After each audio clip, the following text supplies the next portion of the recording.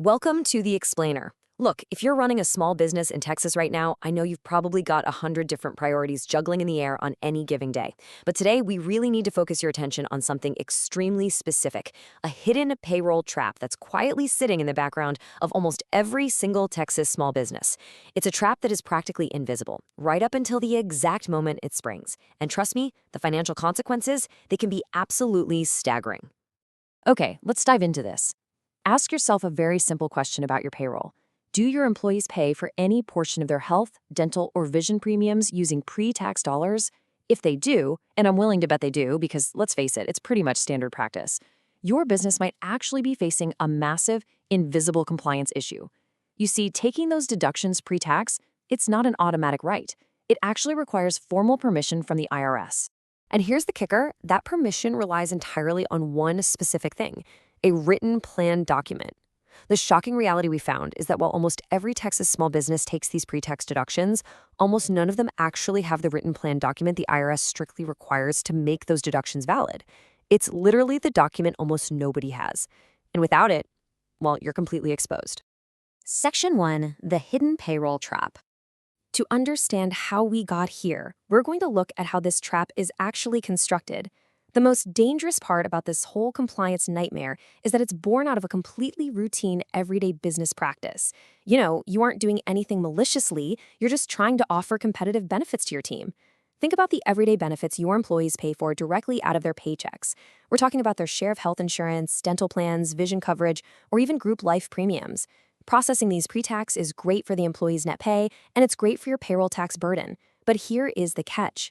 Doing this without that specific IRS-required document means the IRS can and absolutely will treat those pre-tax contributions as fully taxable wages. Section 2, demystifying Section 125. So what exactly is this missing piece of paper? Well, let's strip away all the complex tax jargon for a second and look at what this mysterious document actually is and why the IRS cares about it so deeply. The highly technical term is a Section 125 plan, sometimes called a cafeteria plan, but the most common version for small businesses is simply called a premium-only plan, or a POP. This is an IRS-recognized arrangement that legally lets your employees pay those qualifying benefit premiums with pre-tax dollars. The real beauty of a premium-only plan is that it doesn't require you to go out and add any new, expensive benefits to your company. It simply serves to legitimize and legally protect the pre-tax treatment you're already doing right now. But here is where it gets tricky. The crucial point is the timing. This is where businesses really get caught off guard. You cannot simply draft this document retroactively to cover past pay periods once you realize you made a mistake. No way.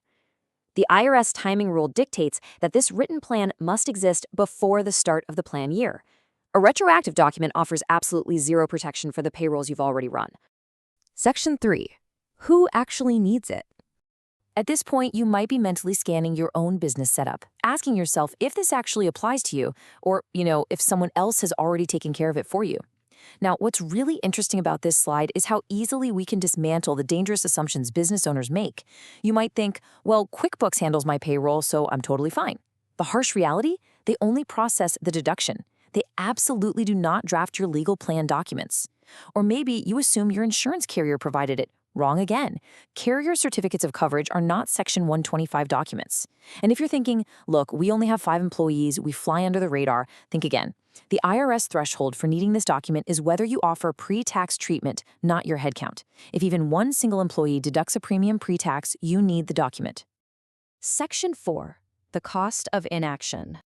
Let's see how this builds into a genuine financial crisis. We really need to introduce the financial fallout here. While it's completely true that random IRS audits are relatively uncommon, if an audit is triggered by an entirely unrelated issue, say just a routine Department of Labor inquiry, this missing document instantly surfaces, and the penalties compound with terrifying speed. Without that Section 125 plan, the IRS recharacterizes all of those undocumented pre-tax contributions as taxable wages. This means the employer is suddenly exposed to back taxes on both halves of the FICA equation. You're on the hook for the 7.65% employer share, the 7.65% employee share that you fundamentally failed to withhold, plus any unwithheld federal income tax. Let's put a real hard number to that math.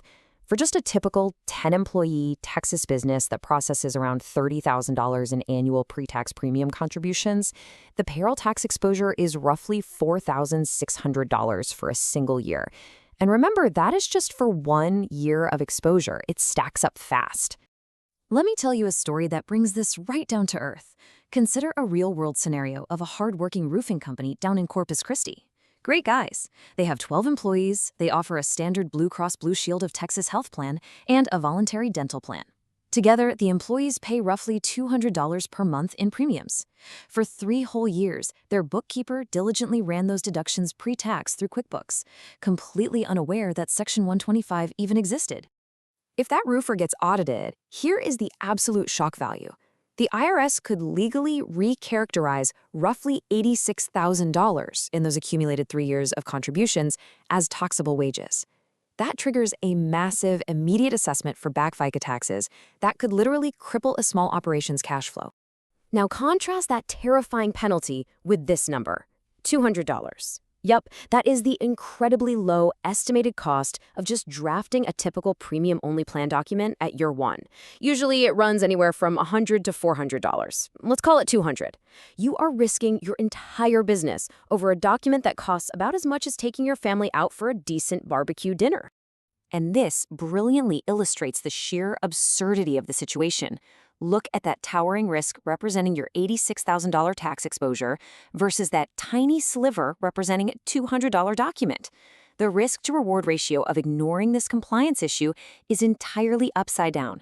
It just doesn't make sense. Section 5. The quick and easy fix.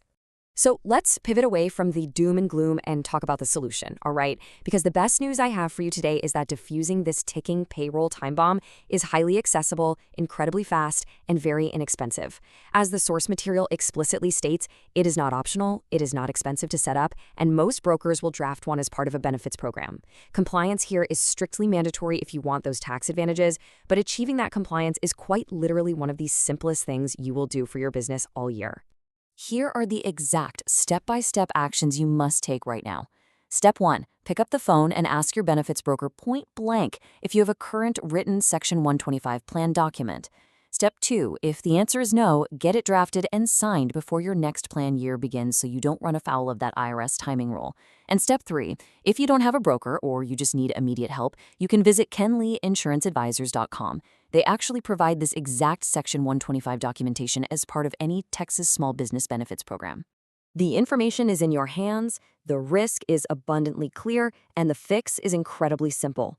So the only thing left to consider is this. Will you take 5 minutes today to diffuse this payroll trap before your next plan year begins, or will you just keep rolling the dice with the IRS? Thanks for joining me on this explainer, and seriously, I highly encourage you to go check those files right now.